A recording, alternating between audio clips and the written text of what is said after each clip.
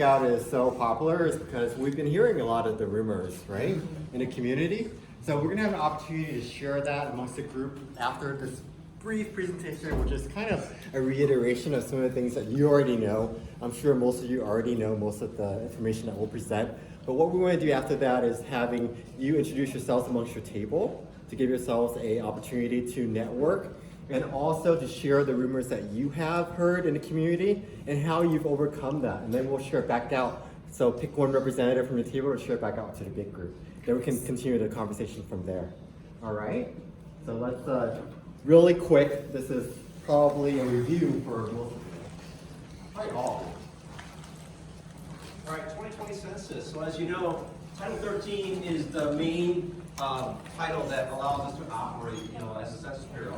And so it's the foundation of our democracy. It allows us to basically really do two things. I mean, one is really assure that the census is safe and secure. It's super easy.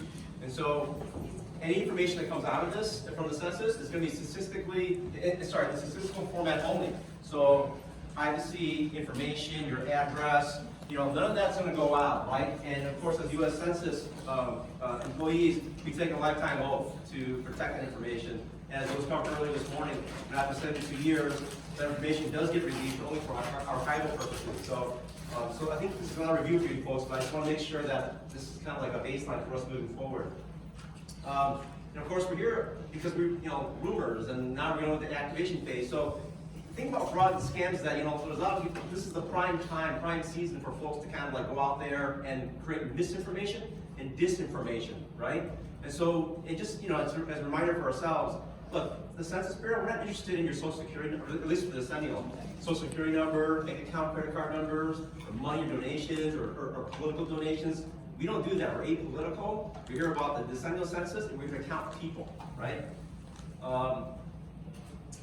And of course, and here's the key part. We'll revisit this later. In order for us to really avert, disconfit any type of scam or fraudulent activity going on, we got to work together, right? So we got to basically trust each other and let each other know what's going on. So here, just a few quick tips to identify, some census workers that will be enumerating if there's a non-response situation. They'll have an ID badge. You'll see the watermark on there. They'll have a photograph. There's an ID number, an expiration date. There's a phone number you can call that you can verify that the official census worker is there, right, for official government purposes.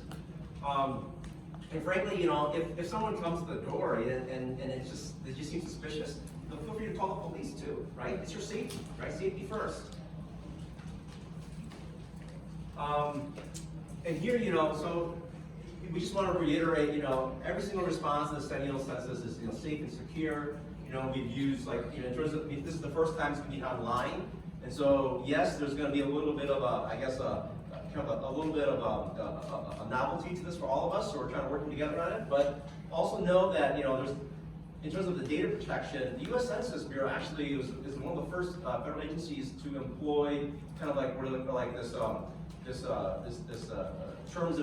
terms team. I forget what the official term is, but basically it's a team that uses best practices, just as any other big tech company would, whether you're like a Microsoft or Google. So this team, it's called the Trust and what's it called? The Trust and Safety Team, I believe it is. Anyway, I'll get back to that. But the point is that this best practice is essentially they went ahead and reached out to like Twitter, for example, or Facebook, and it's under the terms of agreement, where once we get activated and we're rolling this out and we see any suspicious activity, let us know so that we can work with those big tech companies, right? And you guys, as all trusted partnerships coming into one, that we can basically avert the disinformation or do something actually about the misinformation that's going out there. So it's very important that we stay connected in all this together moving forward. So that's kind of the main thing for this particular slide. And then let's see. Yeah, and then of course the trust and safety team. And then so again, number one, we're here to protect your data. It's Title 13. We want to avoid all the frauds and scams. This is like a prime time to get it happen. And then there's a trust and safety team in the Census Bureau, and we're part of that at the ground level. We're in the community with you all. right? So again, if you see anything that's kind of suspicious, you can always go to rumors@census.gov, right? That gets sent to the trust and safety team out in Washington, but it gets circulated back to us if it's going to be an issue, and we will work with you, to solve these things. So. Yeah, and a lot of you are already connected to a partnership specialist, and that's how you're here. So please let your partnership specialist know right away. That's probably the person that can respond to you the quickest.